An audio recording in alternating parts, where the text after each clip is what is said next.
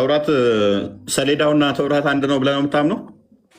ተውራት ማለት ሰሌዳ ማለት ነው ብለህ ነው የምታምነው? አይደለም። እሱ እኔ ልንገርህ ወከተብና ለሁ ፊል አልዋሂ ምን ኩል አላውቅም ነበር ቀደም ያልከኝ ብዙ ነገሮችን። ላስታውሳችሁ መሐመድ ማለት ቀደም ላስታውሳችሁ መሐመድ ማለት ቀደም ተውራት ለማን ተሰጠ ብዬው በጅብሪል ከዛ ለሙሐመድ ተሰጠ ያልከኝ ነህ አይደለ? ለሙሐመድ ነው ተውራት የተሰጠው ብለኸኝ የሞገስከኝ ነበር። ተውራት ራሱ የተሰጠው ለሙሐመድ ነው። ላኢላሃ ኢለላህ አንተ አለ አዘዋጅ እኔ ቅድም ወከተብና ለሁ ፊል ምንድን ነው ያልከኝ? አዳምጠኝ። ለሙሐመድ ተሰጠ ያልከኝ አንተ አለ አላልኩም ምንም። ሌላኛው ነው መጀመሪያ ነበር። እኔ ያልኩ አዳምጠኝ። አንተኛውን አላስታወስኩም ማለት ነው። እሺ ወከተብና ለሁ ፊል አልዋሂ ማለት በእንትን ታውቃለህ? አልዋህ ማለት እንጨት ነው። እንጨት ላይ የተጻፈ ነው። እንጨት ላይ ቆይ፣ እሺ እሱን አወራንና ቴንክ ዩ። እሺ ጣልቃ ስገባ ነው ያስወጣ ማለት ነው። ክርስቲያን የሆነ ያስወጣ እንደዛ ከሆነ ኧረ ቅድም ያወራን ነበር። ስለዚህ ተውራት አውርተናል፣ አስታወስኩ። አንተ እንጨት እንደሆነ ተማምነናል። እንጨት ላይ ሰሌዳው ነው የተሰጠው አይደለ? ወከተብና ለሁ ጻፍንለት ማለት በእንትኑ አለ በሰሌዳው ተጻፈለት። ምን ላይ ይጻፋል? በሰሌዳ ላይ እንጨቱ ላይ። ተውራትስ ምንድን ነው? ተውራት ቃሉ ይጻፋል። ቃሉ እንጨቱ ላይ ይጻፋል። ኦኬ ተውራት ነው እንጨት የተባለው። ምንኛም እኔም ተውራት ታውቃለህ? ተውራት ማለት ህጉን ውስጡ ያለው ህጉን ምንትን መከተል ያለብህ እንጂ ተውራት መጣ ብሎ ዱብ አይልም። ያልጠየቁን አትመልሳ። ተውራት ነው ወይ ሰሌዳ የተባለው? ተውራቱ ሰሌዳው ላይ ተጻፈ። ምን ነፍረደ እንዴት ተውራቱ ሰሌዳው ላይ ተጻፈ? አዎ እስቲ አንተ እንዳልከው አንድ የቁርአን ክፍል አንድ ብቻ ንጽጽር አቆማለሁ። ንጽጽር አቆማለሁ። አንተ እንዳልከው አንድ ማስረጃ ብቻ አንተ አንድ ማስረጃ ብቻ ጥቀስ። ክፈቶ ከቁርአን ችግር የለውም። ከሀዲስ ችግር የለም። ከሀዲስ እኔ የዋ ደግ ነኝ። ተውራቱ እንትን ላይ ጠረጴዛ ላይ ወይም ደግሞ ሰሌዳ ላይ ተጻፈ። ስለዚህ ሰሌዳው ማለት ተውራቱ ነው የሚል አንድ ማስረጃ አዳምጠኝ። ማስረጃ ክፈተው። ቁርአን ይነገርኩ ነው። ከተብና ለልዋህ ያለ ነው። ወከተብና ለሁ ለልዋህ እኮ ክፈት ቅድሚያ ቁርአኑ ይነገርኩ ነው። ወከተብና ለሁ ለልዋህ ያለ አሁን አዳምጠኝ። ሰሌዳው ሌላ ነው፣ ተውራት ሌላ ነው። ተውራትም ተሰጥቶታል፣ ሰሌዳም ተሰጥቶታል። ሁለት ነገር ነው የተሰጠው። አንተ ግን አንድ ነገር ነው የተሰጠው እያልከኝ ስለሆነ አይደለም። ተሰጠው አይልም። ወከተብና ለሁ ለልዋህ ያለው ቁርአን ቅድም ያወጣፈ ነው። እናንተ አውጡ። ተሰጥቶታል። ና ክፈትለት ክርስቲያን ተሰጠው። ዝም በል በቃ። መረጃ ከሌለ ክርስቲያን ከፍ በልና አሳየው።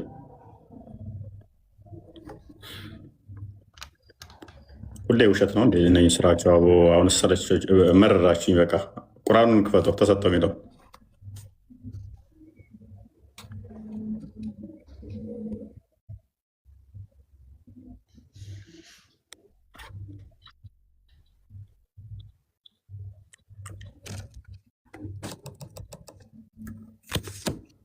ይሄኛው ነው አይደል? እፎይ ሰሌዳዎቹን እንደጻፈው እንደሰጠው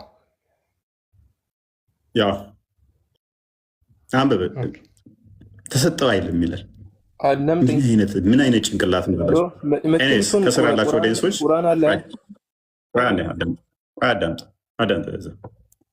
ከስር ያላችሁ እህት ወንድሞች ሙስሊሞች እስከ መቼ ነው በእንደዚህ አይነት ውሸታሞች እየተመራችሁ ገሃነም መግባት የምትፈልጉት? እስከ መቼ ነው በድርቅና ውስጥ የምትቀጥሉት? እስከ መቼ ነው በድንቁርና ውስጥ የምትቀጥሉት? እስከ መቼ ድረስ ሃይማኖታችሁ ምንም ሳታውቁ በመፈክር ሌላውን በሚሳደቡ ኡስታዞቻችሁ ተሸሽጋችሁ የምትቀሩት? እስከ መቼ ነው? አንዴ በአረብኛ፣ አንዴ በማለማወቅ ድንቁርና፣ አንዴ በመሳደብ፣ አንዴ በመዛት፣ አንዴ ከኤቴስቶች ጋር ህብረት በሚያደርጉ፣ አንዴ ከግብረ ሰዶማውያን ጋር ህብረት በሚያደርጉ ኡስታዞች እነሱ ብያሽ ስር ተወሽቃችሁ በድንቁርና ውስጥ እስከ መቼ ነው የምቀጥሉት? እስከ መቼ ድረስ ይገባሉ? ታያላችሁ። አንዱ እንኳን የሚሞክር የለም እኮ። ወይን ክዶ ይወጣል፣ ወይን ግራ ተጋብቶ ይወጣል። ከሙፈሲሮቹ የተጋጩ፣ ከሀዲሱ የተጋጩ፣ ከቁርአኑ የተጋጩ የሚያወሩት ነገር ሁሉ ማለት ነው። በመጀመሪያ ደረጃ ተውራት ራሱ ለሙሳ ተሰጠ የሚል ሽታውም የለም በቁርአን ላይ። አንድ ሁለተኛ ሰሌዳ ተሰጠው ይላል። ሰሌዳ ማለት ተውራት ነው የሚል በቁርአንም በሐዲስም ሽታውም የለም። ሁለት የለም። ሙፈሲሮች ራሱ ይሄን አይስማሙበትም። እሱ እንደሚለን አሁን ማለት ነው። ሰሌዳዎች ተሰጡት፣ ተውራቶች አይደለም የተሰጡት ሰሌዳዎች።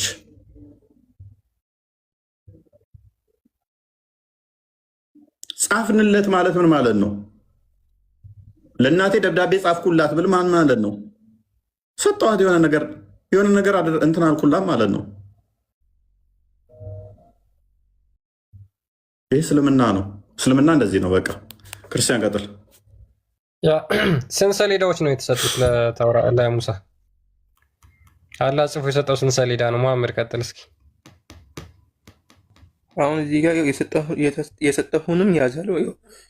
በሰዎች ሁሉ መረጥኩ፣ የሰጠሁንም ያዝ፣ ከአመስጋኞች ሁን። ወከተብና ለሁ ለአንተ ጻፍንልህ ፊል አልዋሒ። አልዋህ ማለት ነገር ሰሌዳ ማለት ነው። ተውራት ዝም ብሎ ፊደሉ ዝም ብሎ ሰማይ ላይ አይታይም። እንደ መጽሐፍ ቅዱስ እንደ እንትን በወረቀት አልተጻፈም፣ በእንትን የጻፈው በእንጨት በአልዋህ በእንጨት ነው የጻፈው እንዲማሩበት። በስንት እንጨት ነው የጻፈው? እንጨቱ እዚህ ጋር አልተሰቀተም፣ ብዙ አይደሉም። አልዋህ ተባለ እኮ ስንት ወንድማችን መሐመድ ተውራት መጽሐፍ ነው? ተውራት መጽሐፍ ነው ወይንስ ጣውላ ነው? መጽሐፍ ነው። ጣውላ ድንቁርና ነው። ሰዎች ግን አይደለም፣ ድንቁርና አይደለም። ተውራት መጽሐፍት ነው ወይንስ ሰሌዳ ነው? እንጨት ነው። ቃሉ ሰሌዳው ላይ ተጻፈ። ምንም አይደለም። ቃሉ ሰሌዳው ላይ ተጻፈ አይልም። ደግሜ ላዋርድህ እና ሂምሌት ላድርግ እና ደግሜ ላድርግ። ቆይ ሰሌዳው ሌላ ነው፣ ተውራት ሌላ ነው። ምንም ማይገናኝ ነገር ለምን ትሄዳለህ? ተፍሲሩን ማዘጋጅልኝ ክርስቲያን ክፈት እናሳየን። አሁን ተውራት ማለት ሰሌዳ ነው የሚል አንድ ማስረጃ ያሳየን። አንድ ማስረጃ ያሳየን። ግልጽ ነው። ቁርአን የተናገረ ነው። ከተብና ለሆነ አንድ ማስረጃ አንተ ሐዲሱ አንድ ማስረጃ ተውራት ማለት ይጻፋ ካዳን። ይህ ሰውዬ ድንቁርና ምን አይነት ቤት ነው የሰራበት? ሰሌዳም ተሰጥቶታል፣ ተውራት መጽሐፍም ተሰጥቶታል፣ ጠረጴዛም ተሰጥቶታል። ሰሌዳው እንትን ላይ በወጣበት ሰዓት ላይ ኪታብ ደግሞ ለብቻ ተሰጥቶታል። ኪታቡ ለነያያ በነበሩ ሰዓት የነበረ ነው። ሰሌዳ አልነበረም። እነያያ የነበራቸው ሰሌዳ ያዝን አይደለም ያሉት፣ መጽሐፍ ነው ያሉት። መጽሐፍና ሰሌዳ ላይ፣ ጠረጴዛንና መጽሐፍ ላይ ከተበ ያለ ነው። ጻፉ ከተብና ለሁም ጻፈ ምንድን ነው እኮ ተጽፏል። እዛም ላይ ጽፎ ሰጣቸው፣ እዚህም ጽፎ ሰጣቸው። እና ምን ሆነ ታዲያ? ምን ሆነ? ጻፈለት አለ። ሁለት ነገር ነው ጽፎ የሰጣቸው የሰጠው እኮ ሁለት ነገር ነው ጽፎ የሰጠው። ያ ማለት ግን ተውራት ማለት አይደለም። ሰሌዳ ማለት ተውራት ሲጀምር ቃሉ ነው ምንም ሳያልፍ ነው የሚከራከሩት። አንዴ ተፍሲር ኢብን ከሲር ላሳይና ከዛ በኋላ ከነዚህ ጋር ራሱ መዳረቅ እንደዚህ አይነት ድንቁርና በዘራቸው አያደርስ ነው። በዘራቸው አያደርስ። እንደዚህ አይነት ድንቁርና ምንድን ነው የሚያስተምሯችሁ? የምር ሙስሊሞች ራሳችሁን ፈትሹ። የት ነው የተማርነው? ምንድን ነው የሚያስተምራችሁ? ራሳችሁን ፈትሹ። አራት ደናቆሩ በእናታችሁ።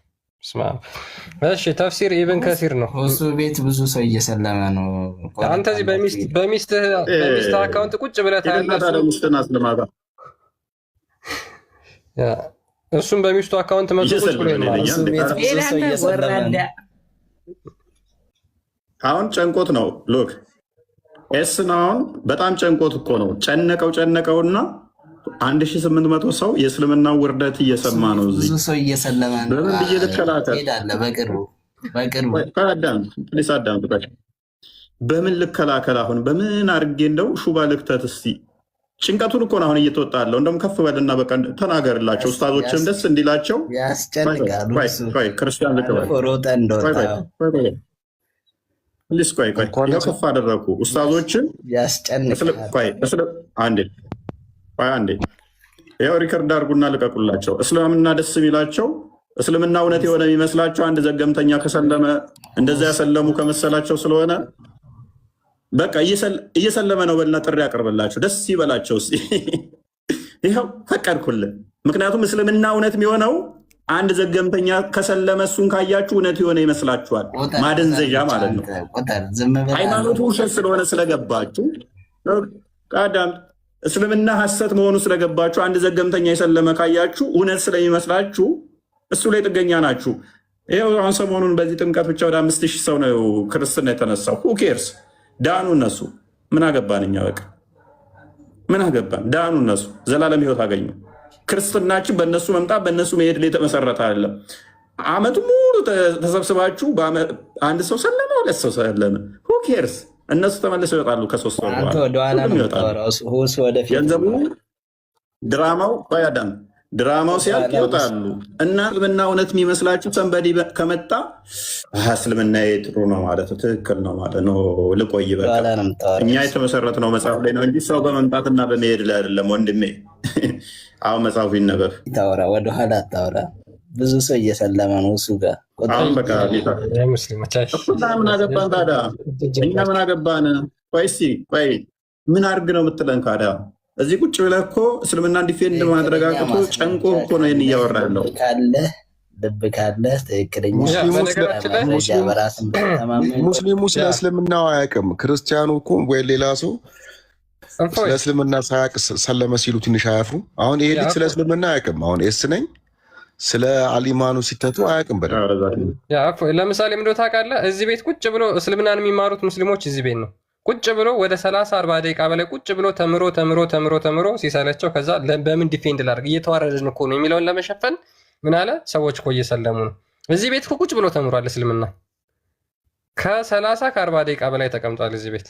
ለምን? ኡስታዞቹ እዛ በውሸት በተለያየ አካውንት ሚስቶቻቸውን ያሰልማሉ እንጂ ይሄንን መጽሐፍ አያስተምሯቸው። ፖለቲካ ነው የሚሰሩባቸው፣ ድራማ ነው የሚሰሩባቸው። ሰው እንዳይወጣ ጭንቅላቱን የያዙት እከሌ ሰለመ ብለው ያስወሩባቸዋል። ከዛ ሳያስተምሯቸውም በቃ እነዚህ ሰዎች ደንቁረው ይቀመጣሉ። በጣም ነው የሚያሳዝነው። የኔው ላንብብላችሁ። ራሱ ታብሌቱ ነው ሰሌዳው ነው ሰሌዳው ላይ ነው የተጻፈው ተውራት ብሎ ተናግሮ ነበር ሙሐመድ። አንተን ደግሞ በዚሁ እንቅበርህና በዚህ ተፍሲር አንተ ከአንተ ወይስ ከኢብን ከሲር የሚለውን ትመርጣለህ ራስ። አንተ እኛ ማስረጃ እናመጣለን፣ አንተ ማስረጃ ታመጣለህ። ምን ይላል? Indeed we gave Musa after we had destroyed the generation of old the scripture as enlightenment and markable. It was said እንደዚህ ተብሏል። Allah gave Musa the tablets before the Torah. አላህ ከተውራት በፊት ምንድን ነው የሰጠው? ሰሌዳዎቹን ነው የሰጠው። and አላህ ነው the best፣ እሱን አላህ ነው የሚያውቀው ብሎ አስቀምጧል። ወጣ እንደ መሐመድ አላ አጠገብ ቁጭ ብሎ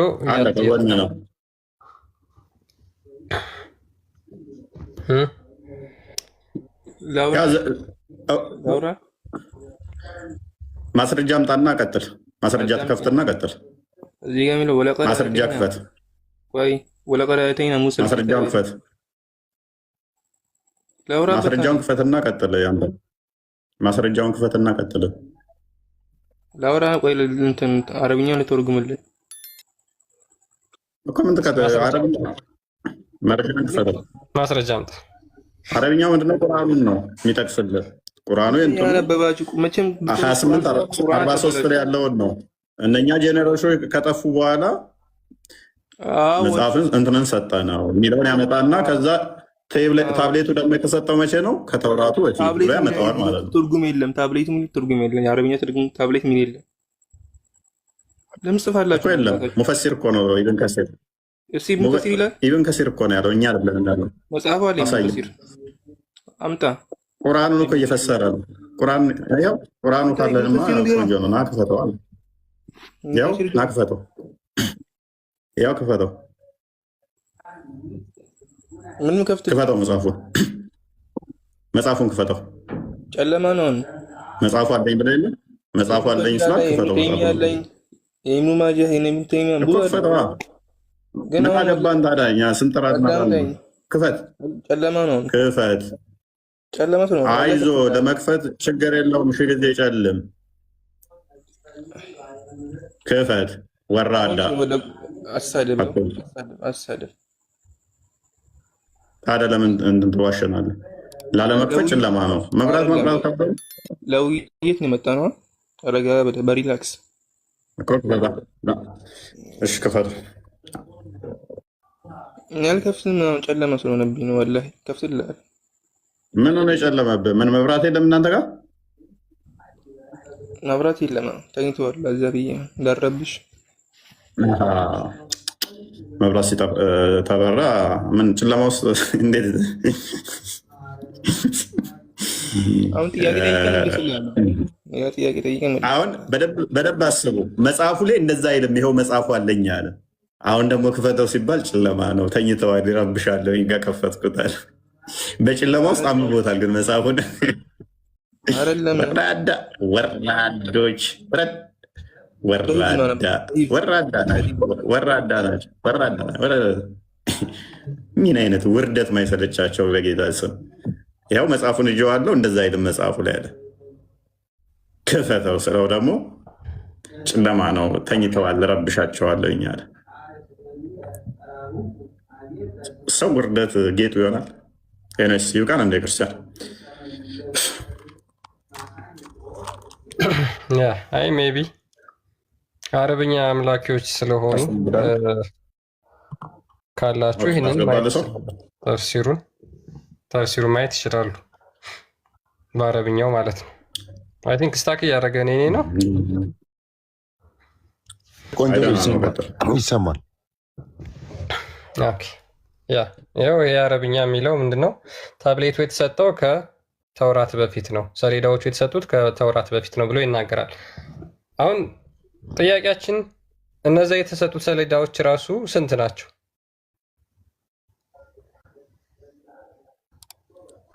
ሙሳ ስንት ሰሌዳ ነበር? እስልምና ብቻ መሆን ነው የሚጠበቅብህ። ለመዋሸት ሙስሊም መሆን በቂ ነው።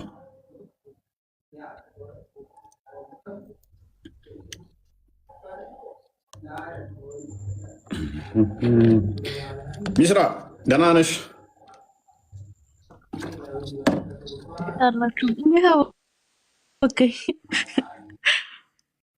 እኔ እኮ ተደብቄ ሙቻለሁ በቤቴ። እንዴት አመሻችሁ? ጥያቄ ሙስሊም አይደለሽ እንደ አንቺ ክርስቲያን ነሽ እንዴ? ኧረ ወደዛ ምን ጨነቀኝ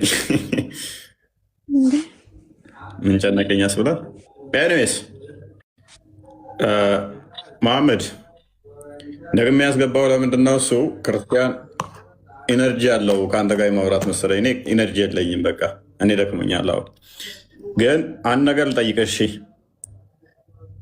እና ወደ ክርስቲያን አስተላልፈዋለኝ። አረብኛውንም ከፍቶልሃል። መጽሐፉ አለኝ ይኸው እያነበብኩት ነው አይልም አረብኛው ላይ ብለህ ስለዋሸ ነው። ኤኒዌይስ ኢነርጂን ጨርሻለሁ። እኔ አንድ ጥያቄ ብቻ ልጠይቅህ።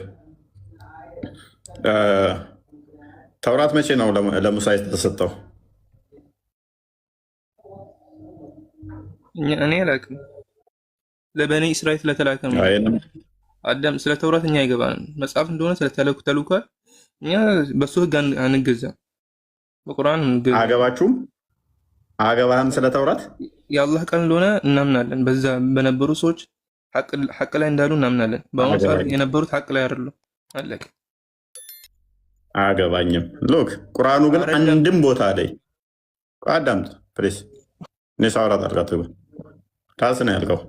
አገባኝም ያልከው አንተ ነህ። ቁርአኑ ግን ምንድነው የሚለው? 136 ላይ በተውራት እመኑ፣ አለማመን ራሱ ስህተት ነው ይላል። በአንዱም እንዳታበላልጡ እንዳታለያዩ ይላል። እንዳታበላልጡ እንዳታለያዩ፣ በሁሉም እኩል እመኑበት ይላል። በተውራትም በቁርአንም እኩል ነው ማመን ያለባችሁ ይላል። ምን አገባኝ? ምክንያቱም ጭንቀት ስላለባቸው ካመኑበት የሚያመጣባቸው መዘዝ ስላለ፣ ስለዚህ ምን አገባኝ አላምንበትም ማለቱ ቀላል መንገድ ስለሆነ በቀራ 132 አንድ የክፈተው ክርስቲያን 136 እኔ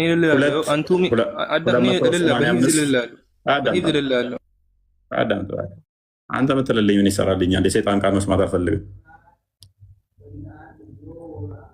ሰዎች እንዲያዩት ብቻ። ኦራይት በአላህና ወደ እኛ በተወረደው ወደ ኢብራሂምም ወደ ኢስማኤልም ወደ ይስሐቅም ወደ ያዕቆብም ወደ ነገዶቹም በተወረደው በዚያም ሙሳና ኢሳ በተሰጡት በዚያም ነቢያት ሁሉ ከጌታቸው በተሰጡት ከነሱ በአንድም መካከል የማናለያይ ስንሆን አመንን፣ እኛም ለነርሱ ታዛዦች ነን በሉ። በአንዱም ሳናለያይ እኩል በሁሉም እናምናለን ማለት ግዴታ ነው። ማመነው ግዴታ ነው። መጽሐፉን ያውቁታል አያውቁትም? ተሰጥቷል ተሰጥቷል። አዳምጠኝ፣ ሳወራለ ሙት ታደርገኛለህ።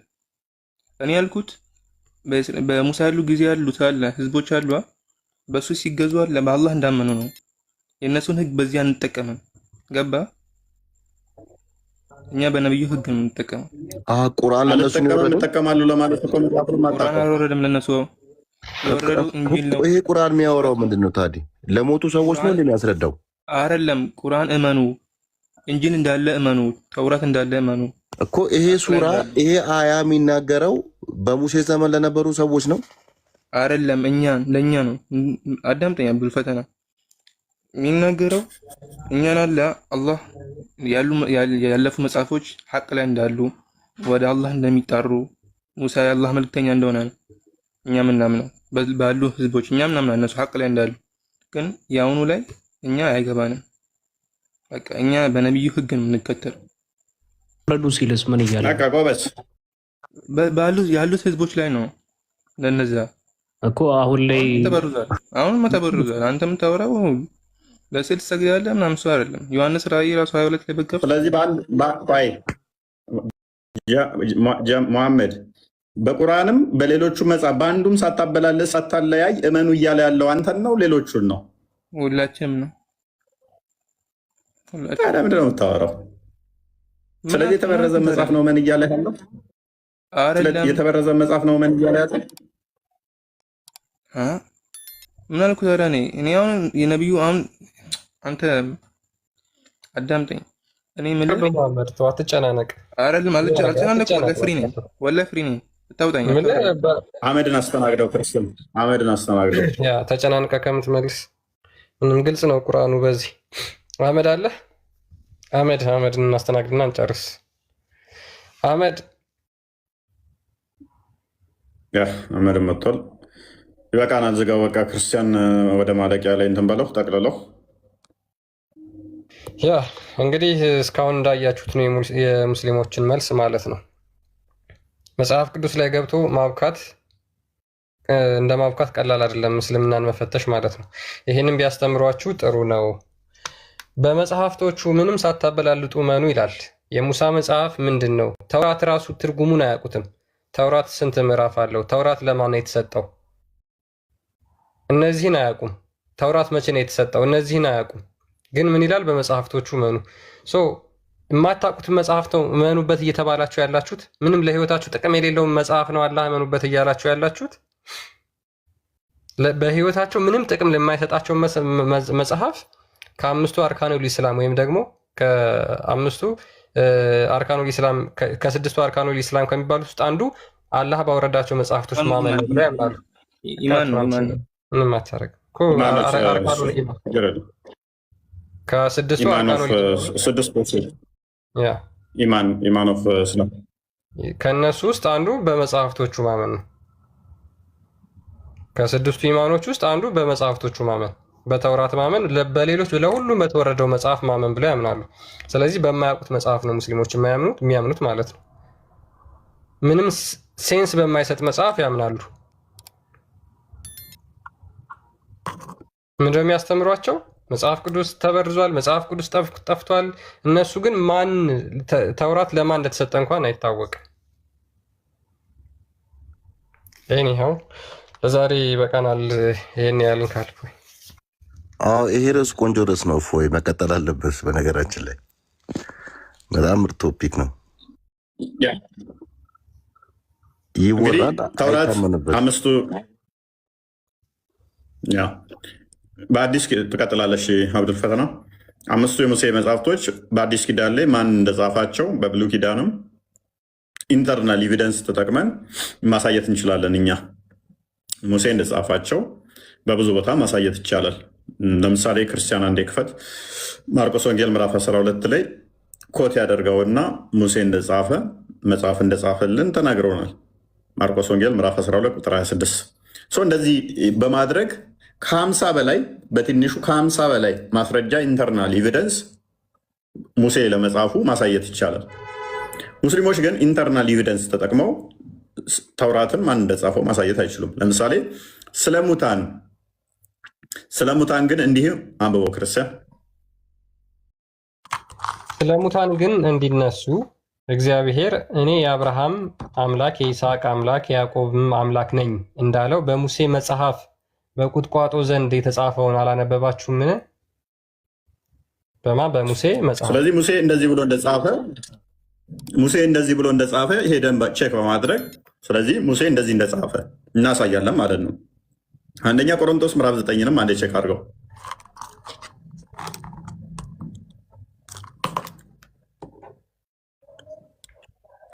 ቁጥር 9 ላይ አድርገው።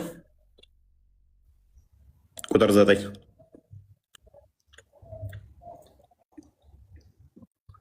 ቀጥል። አንደኛ ቆሮንቶስ ምዕራፍ 9 ቁጥር 9 ላይ ሕግስ ደግሞ ያን አይልምን? የሚያበራየውንም በሬ አፉን አትሰር ተብሎ በሙሴ ሕግ ተጽፏልና።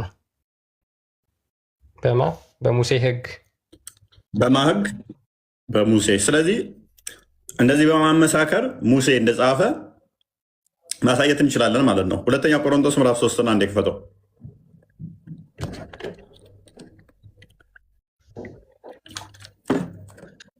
ቁጥር ስንት? ቁጥር 14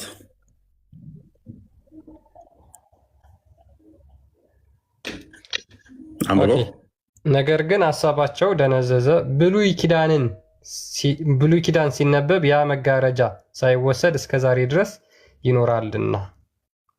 ምን ብሉይ ኪዳን ቁጥር 15 ሲነበብ፣ ነገር ግን እስከ ዛሬ ድረስ የሙሴ መጽሐፍት በተነበቡ ጊዜ የሙሴ መጽሐፍት በተነበቡ ጊዜ ብሎ ይናገራል። ስለዚህ እነዚህን መጽሐፍቶች ማን እንደጻፏቸው እኛ እንደዚህ በማሳየት ሙሴ እንደጻፋቸው የብሉይ ኪዳንን እነኛን በብሉይ ኪዳን ሕግ መጽሐፍቶችን ሙሴ እንደጻፋቸው ማሳየት እንችላለን ማለት ነው። እነሱ ግን ኢንተርናል ኤቪደንስ ተጠቅመው አንድ ማሳየት አይችሉም። ግን ይመጡና የሙሴ መጽሐፍ እኮ ማን እንደጻፈው አይታወቅም፣ የሙሴ መጽሐፍ ማን ጻፈው አይታወቅም። ሰንበዲ አንድ ኤቴስት ዝም ብሎ ጥናት አደረግኩ ብሎ የጻፈውን ያመጡና ይኸው አንድ ኤቴስት እንደዚህ ብሏል። ትናንትና የተጻፈ ነው፣ የዛሬ 100 ዓመት ያልሞላው 50 ዓመት ያልሞላው ማለት ነው። ከ50 በላይ እነዚህ ማስረጃዎች ማምጣት እንችላለን እኛ፣ ውስጣዊ ማስረጃ ማለት ነው። እነሱ ኢንተርናል ኤቪደንስ ተውራት ማለት በከሌ የተጻፈ ነው በከሌ የወረደ ነው ሚል አንድ ማምጣት አይችሉም። ኢቨን አንድ ሰው ነው የጻፈው፣ ደግሞ ቁርአን ደግሞ አንድ ሰው ላይ የወረደ ነው። ወዳ ሉክ እኛ ስለ ሙሴ መጽሐፍ እዛው ኢያሱ ይቀጥልና ኢያሱ ይነግረናል፣ ሳሙኤል ይነግረናል፣ ዳዊት ይነግረናል፣ ዮሐንስ ይነግረናል፣ በአዲስ ኪዳን ማቴዎስ ይነግረናል፣ ማርቆስ ይነግረናል፣ ጳውሎስ ይነግረናል፣ ጌታችን መድኃኒታችን ኢየሱስ ክርስቶስ ደግሞ ይነግረናል ሙሴ እንደጻፈ ማለት ነው። ይህ ሁሉ ኤቪደንስ ማምጣት እንችላለን እኛ። ታዲያ አንድ ኤቴስት እዛ ጋር የመነጫጨረውን እዛ ትመጣና ይኸው ከእንትና የሚባለው ተመራማሪ ከደ የሚባለው ኤቴስት የሙሴ መጽሐፍ አይታወቅም ብሏል። አሬስ እና እንደዛ ከሆነ ከደ የሚባለው ተመራማሪ ሙሐመድን እንደዚህ ህፃናትን እንትን ቢሉ ፔዶፊሊያ ናቸው ይላል። ስለዚህ ለማማ ተቀበሉት። የሚወድቁ እንትን የሚያደርጋቸው ኤፒሌፕሲ ያለባቸው ነው ይላል። ስለዚህ መሐመድ የአእምሮ ችግር አለበት ሲሸር አለበት ማለት ነው። ትቀበላላችሁ? አንድ ኢንተርናል ኤቪደንስ ተጠቅመው ቁርአናቸውን አመሳክረው የከሌ ጻፊ ከሌ ነው የከሌ እንደዚህ ነው ማምጣት አይችሉም። ፔሬድ ደግሞ ገራሚው ፓርት ደግሞ ምንድን ነው? በእነኚህ መጽሐፍቶች እንዲመሩበት እንዲያምኑበት ታዘዋል። በጣም አስቂኙ ፓርት ደግሞ እነኚህ መጽሐፍቶች እንደማይበረዙ፣ እንደማይደለዙ፣ እንደማይከለሱ ያለ ቃል የተጠበቀና እንደማይለወጥ ተናግሯል።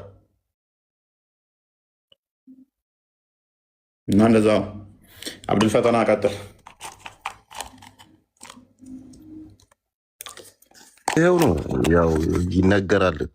በመጽሐፎቻቸው እመኑ፣ በተውራት በኢንጅል በዘቡር እና ከቁርአን ጋር እኩል ማግኘት ነው የተሰጣቸው። ከቁርአን ጋር ቁርአንም አንዱ መጽሐፍ ነው። ከነዚያ ውስጥ እንግዲህ ማመን ከሆነ እነሱም ማመን ብቻ ከሆነ ቁርአንም እንደዛ ነው መሆን ያለበት። ለምን አንድ ላይ ነው በመጽሐፎቻቸው ማመን።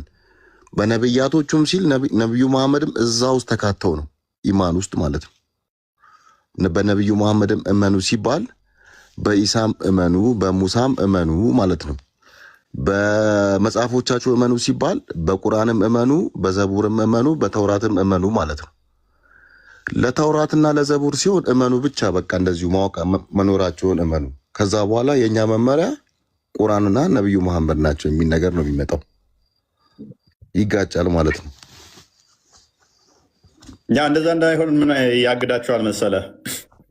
አቡ ዳውድ 44 49 ላይ መሐመድ መጽሐፉን አንስቶ ይሄንን መጽሐፍ አምናለሁ በዚህ ባወረደው አምናለሁ ሲል ዝም ብሎ ለእነኛ የወረደ መጽሐፍ ነው እያለ ነው ወይንስ መጽሐፍ ውስጥ ባለውም አምናለሁ እያለ ነው?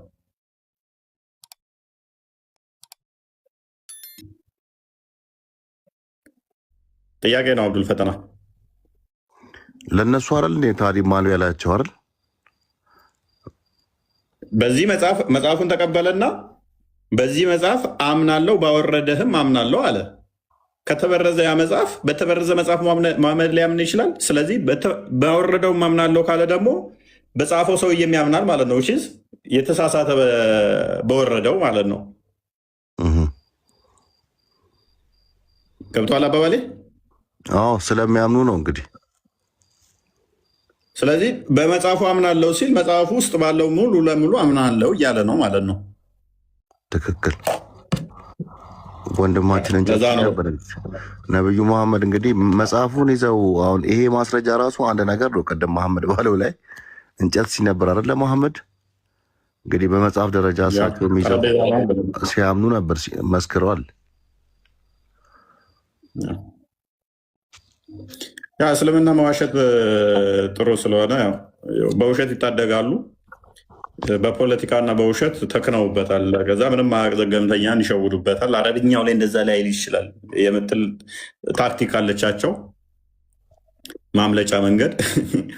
እኛ ጋር ሲመጡ ሎክ አማርኛ ጋር እኮ የሚጋጭ ነገር አገኘን ይላሉ። እኛ ጋር ልክ አማርኛው ጋር እንደው እንትን ቢመጣ ኮፒ የሚያደርጉት ግጭት እንኳን ቢመጣ ወደኋላ ሄዶ እኛ ጋር ግሪኩ ላይ ወይም ሂብሩ ላይ እንደሚስተካከል አያውቁም።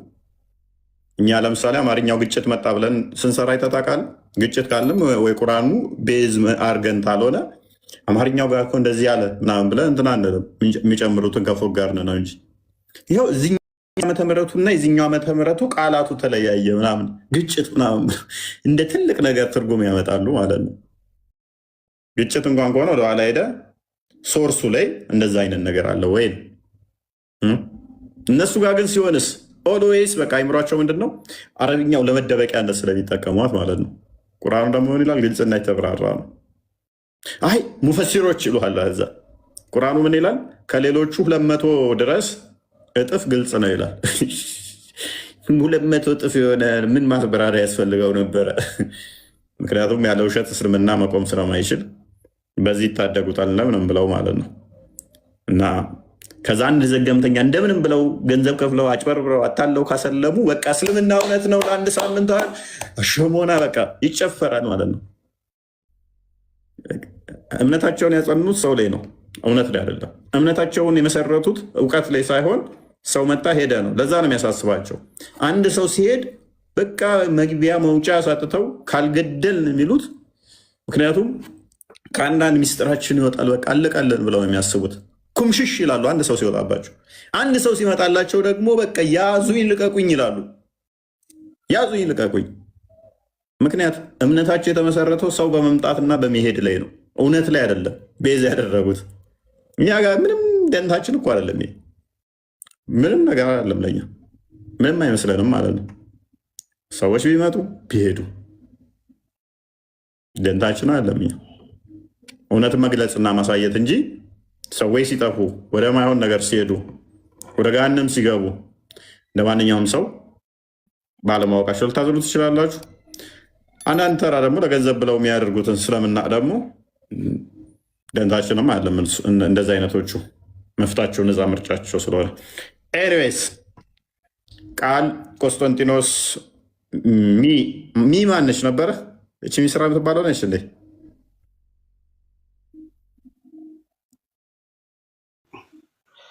ሰላም ክርስቶስ ይብዛላችሁ። ሰላም ነው ቦስ?